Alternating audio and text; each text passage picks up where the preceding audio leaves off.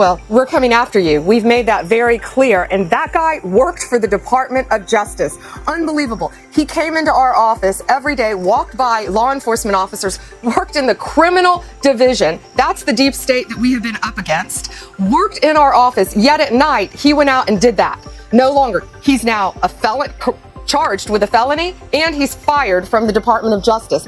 If you touch a law enforcement officer, if you spit on a law enforcement officer, if you batter a law enforcement officer, we are coming after you. No longer will you abuse the great men and women of law enforcement. We're going to stand by you, we're going to stand with you, and we're going to protect you.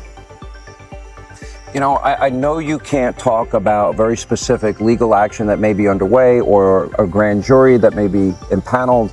But we are reading that, in fact, a lot of the information that Tulsi Gabbard has been able to share with the public and make public, and the same with John Ratcliffe, that in fact there are people that purposely, my interpretation of it, seemingly trying to sabotage. I'll give you one example, the Russia hoax. We had a career senior intelligence assessment of the 2016 election. Then there was an order to go out and get another one because they didn't like the result of the first one. We know that the Hillary Clinton bought and paid for Russian disinformation dossier was used for not one but 4 FISA warrants, and yet they knew very early on that it was debunked and not true. If you lie to a FISA court, as a matter of law, don't you have an obligation to go back and tell the court as soon as you know that information you provided that court was inaccurate and not true?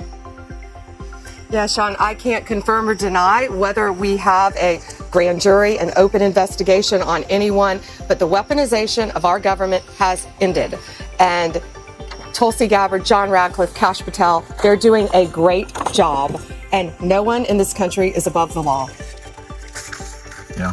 All right, Attorney General Pam Bondi, we appreciate your time as always. Thank you.